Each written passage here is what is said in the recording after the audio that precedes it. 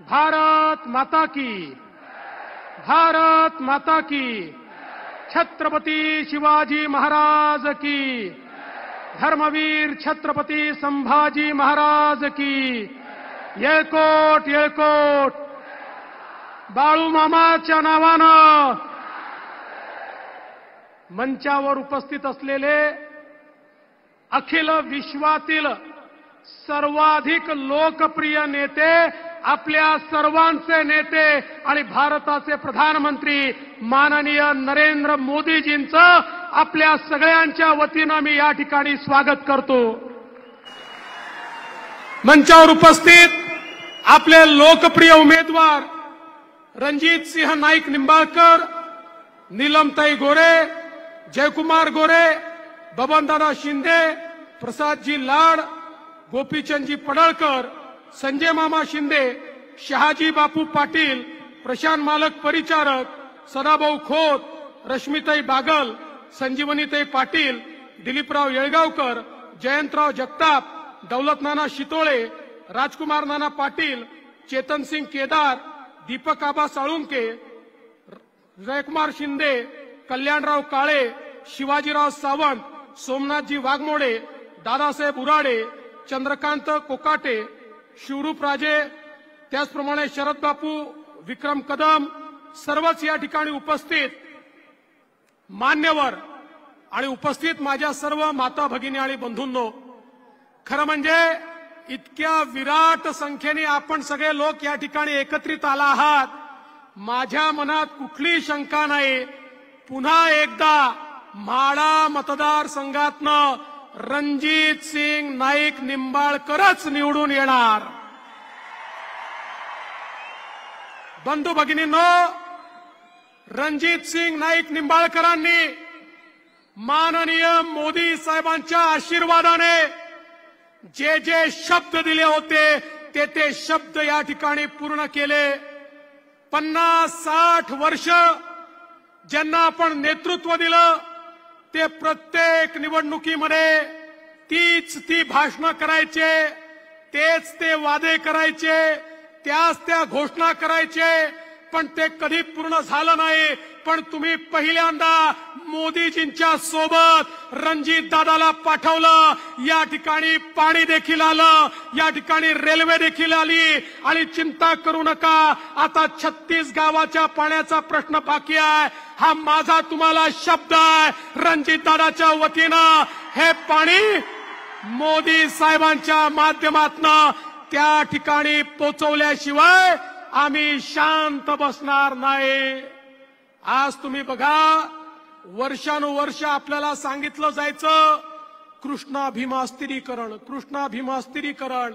मलाही वाटलं मोठी योजना आहे, मुख्यमंत्री झालो, फाईल उघडली तर लक्षात आलं त्याच्यावर लिहिलं होतं पाणी उपलब्ध नाही, योजना बंद करता येणार नाही.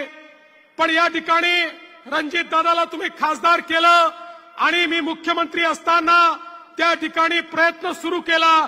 माझ्या लक्षात आलं की आपल्याला जे वाहून जाणारं पाणी आहे, जे फ्लडचं पाणी आहे, ते पाणी डायव्हर्शन कॅनलनी उजनीपर्यंत आणता येतं आणि या सगळ्या दुष्काळी भागामध्ये हे पाणी पोहोचवता येतं. आपण वर्ल्ड बँकेची परवानगी मागितली, माननीय मोदी साहेबांकडे गेलो, आमच्या रणजित दादांनी त्याचा पाठपुरावा केला. मला सांगताना आनंद वाटतो, या फ्लड इरिगेशन प्रोजेक्टला त्या ठिकाणी मोदी साहेबांच्या आशीर्वादाने वर्ल्ड बँकेने देखील तत्वता मान्यता दिली आणि पैसे देण्याचं कबूल केलं. आता कृष्णेचं पाणी, वाहून जाणारं पाणी हे उजनीमध्ये आणून त्या माध्यमातून या संपूर्ण भागाला सुजलाम सुफलाम करण्याचं काम हे आपल्या सरकारच्या माध्यमातून होणार आहे. बंधू भगिनींनो, मोदीजींसारखा नेता पाठीशी आहे. आपण पाहतो, हायवेज पाहतोय, पिण्याच्या पाण्याच्या योजना पाहतोय, या ठिकाणी आपण सिंचनाच्या योजना पाहतोय. हे सगळं या ठिकाणी संभव झालं मोदी साहेबांचं नेतृत्व आहे म्हणून. मी तुम्हाला एवढंच सांगू इच्छितो, आता रणजित दादांच्या विरुद्ध पुन्हा एकदा जे उभे राहिलेत, जरा त्यांचाही इतिहास बघा, जे उभे राहिलेत त्यांचं एफिडेव्हिट बघा. मी तुम्हाला एक शब्द देतो, या तालुक्याला त्यांच्या दहशतीतून मी मुक्त करणार आहे. सामान्य माणसाला जो त्रास आहे, ज्या जमिनी बळकावल्या गेल्यात, जे लोकांचे खून झालेत, जे लोकांवर हल्ले झालेत, ज्या प्रकारे लोकांना प्रताडित केलंय, हे सहन केलं जाणार नाही. ही लोकशाही आहे, ही ठोकशाही नाही आहे. इथे अशा प्रकारे ठोकशाही ही चालू दिली जाणार नाही.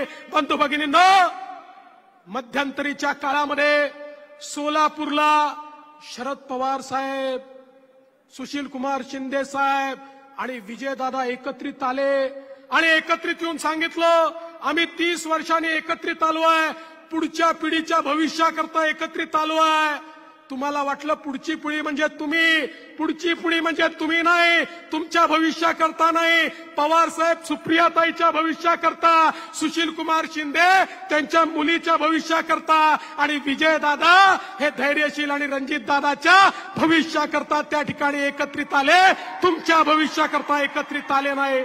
आज आमचा रामोशी समाज या ठिकाणी एक प्रामाणिक समाज आहे. या समाजाला ज्या प्रकारे वापर करून या समाजाचं या ठिकाणी अधपतन करण्याचा जो प्रयत्न झाला, आता त्याचाही मुकाबला केला जाईल आणि रामोशी समाजाच्या पाठीशी, धनगर समाजाच्या पाठीशी आणि सर्व समाजाच्या पाठीशी पूर्ण आमची महायुती उभी राहील. एवढंच सांगतो. पुन्हा एकदा आपल्या सगळ्यांच्या वतीनं माननीय मोदी साहेबांचं या ठिकाणी स्वागत करतो आणि रणजित दादांना पुन्हा दिल्लीला पाठवा. कमळाचं बटन दाबलं, वोट केवळ रणजित दादांना मिळत नाही, तुमचं वोट थेट मोदी साहेबांना मिळतं. त्यांना मतदान करण्याकरता रणजित दादांना निवडून द्या, एवढीच विनंती करतो आणि माझं बोलणं संपवतो. जय हिंद, जय महाराष्ट्र.